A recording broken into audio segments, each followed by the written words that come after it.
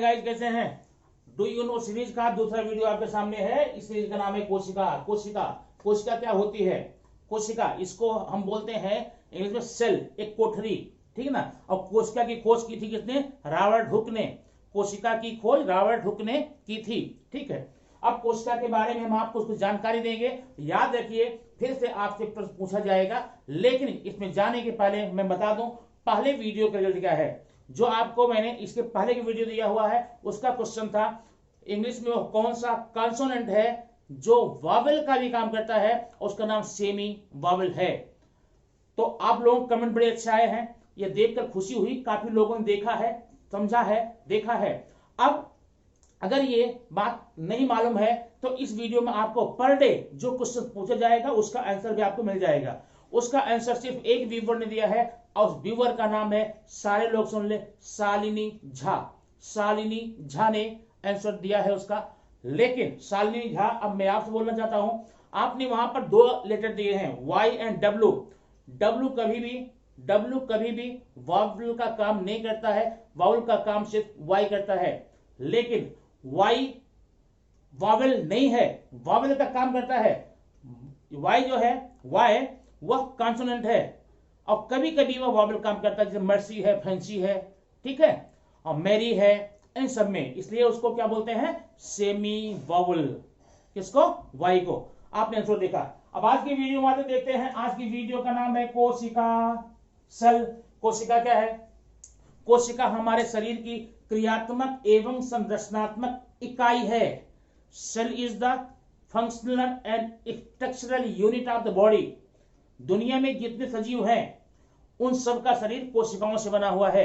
सबसे छोटा पार्ट, सबसे छोटा हिस्सा शरीर का होता है कोशिका। लेकिन ध्यान रखना, मैंने पार्ट हिस्सा बोला है, अंग मत समझना। हमारे शरीर का सबसे छोटा अंग, कोई पूछे कोशिका मत बताना। कोशिका अंग नहीं है, बल्कि कोशिका एक यूनिट है, कोशिका एक इकाई है शरीर की, ठीक है ना। क्रियात्मक दृष्टि से भी और स्नात्मक दृष्टि से। ये आपने परिभाषा देख ली और किसने खोज किया था। अब ये आते हैं, देखते हैं कोशिका विज्ञान क्या है। साइटोलॉजी, कोशिका विज्ञान। कोशिका विज्ञान विज्ञान की वह शाखा होती है जिसके अंतर्गत हम कोशिका संबंधी अध्ययन करते हैं। कोशिका विज्ञान विज्ञान की वह शाखा है जिसमें हम कोशिका संबंधी अध्ययन करते हैं। ओके, अब आइए देखते हैं ये कोशिका विभाजन क्या होता है। कोशिका विभाजन समस्त प्राणियों में, समस्त सजीवों में एक बड़ी ही महत्वपूर्ण कड़ी होती है। अगर कोशिका विभाजन न हो तो सृष्टि में ढेर सारी चीजें ऐसी हैं घटनी बंद हो जाएंगी। अब कोशिका विभाजन क्या होता है?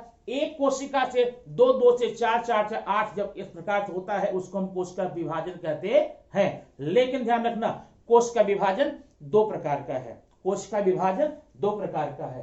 पहला है अर्धसूत्री विभाजन और दूसरा है समसूत्री विभाजन। अर्धसूत्री, समसूत्री। अब अर्धसूत्री समसूत्री क्या होता है ये देखिए। यह है समसूत्री। यही विभाजन का रिजल्ट है। आज आप जब पैदा हुए थे 1 या 1.5 फुट के हुआ करते थे, है ना। कोई ऐसा है जो 4-5 फुट का था पैदा होने पे? नहीं। या जब भ्रूण बना था तो बहुत छोटी कोशिका के रूप में थे, जायगोट के रूप में थे। अब एक भ्रूण से इतने विशालकाय प्राणी आप बन चुके हैं। विशालकाय तो कहना थोड़ा गलत हो जाएगा, लेकिन इतने हैं लंबे चौड़े हट्टे कट्टे तो मैं बोल सकता हूं। तो ये किसके लिए है? समसूत्री विभाजन का। आपकी कोशिकाओं में, आपकी शरीर में जो सेल्स हैं उनका बारंबार विभाजन होता रहता। और यह विभाजन, याद रखना, यह विभाजन ताउम्र चलता है, पूरी लाइफ चलता है। याद रखना, कभी रुकता नहीं। कोशिका विभाजन कभी रुकता नहीं। अब आप प्रश्न ये उठता है कि कोशिका विभाजन से हमारे शरीर का आकार बढ़ता है, लंबाई बढ़ती, मोटाई बढ़ती है, तो फिर कुछ समय के बाद में लंबाई का बढ़ना रुक क्यों जाता है? अगर कोशिका के विभाजन से लंबाई बढ़ती है और कोशिका विभाजन पूरी उम्र होता है, फिर लंबाई लगातार बढ़ क्यों नहीं रही है? सुनिए, तो हमेशा लंबाई के लिए नहीं, बाकी एक निश्चित उम्र के पास में बाद 20-22 साल की उम्र के बाद जो कोशिकाओं का विभाजन होता है वो अलग अलग कार्यों में होता है। जो कोशिकाएं मृत हो जाती हैं, जो कोशिकाएं नष्ट हो जाती हैं, उनकी मरम्मत के लिए, पुनर्निर्माण के लिए, उनकी भरपाई के लिए वो कोशिका विभाजन उपयोग में आता है। अब दूसरा विभाजन है अर्धसूत्री। ये कब होता है? यह उम्र भर नहीं चलता, यह सिर्फ प्रजनन के समय, रिप्रोडक्शन जब होता है, रिप्रोडक्टिव सिस्टम होता है, लैंगिक प्रजनन जब होता है, उस समय अर्धसूत्री विभाजन होता है। इसमें क्रोमोसोम्स दो भागों में बढ़ जाते हैं, बराबर हिस्से आधे आधे बढ़ जाते हैं, और नर गैमेट, नर युग्मक और मादा युग्मक, मेल गैमेट फीमेल गैमेट बनते हैं। ये आपस में मिलकर के संयुग्मन की क्रिया करते हैं और उससे बनाते हैं युग्मनज या जायगोट। ठीक है, और जायगोट से बनता है फीटस, भ्रूण, और उस भ्रूण से बच्चों का विकास होता है। ठीक है, आपने समझ लिया कोशिका विभाजन क्या है, कोशिका विज्ञान क्या है, कोशिका क्या है, और खोज किसने की, ये प्रश्न याद रखना। अब मेरा प्रश्न भी ध्यान सुन लीजिए।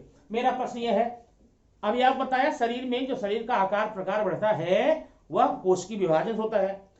शरीर का, हमारी पूरी बॉडी में एक हिस्सा ऐसा है, एक पार्ट ऐसा है जिसमें कोशिकीय विभाजन नहीं होता।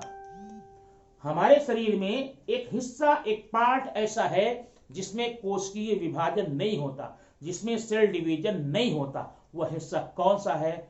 आप इसका आंसर मुझे कमेंट में जाकर देंगे। आपके कमेंट का, आपके आंसर का मुझे इंतजार रहेगा और बड़ी ही बेसब्री से इंतजार रहेगा। और आपको रहना चाहिए, कल आपको पता चल जाएगा कि इस समय में किसने इस प्रश्न का उत्तर सही सही दिया है।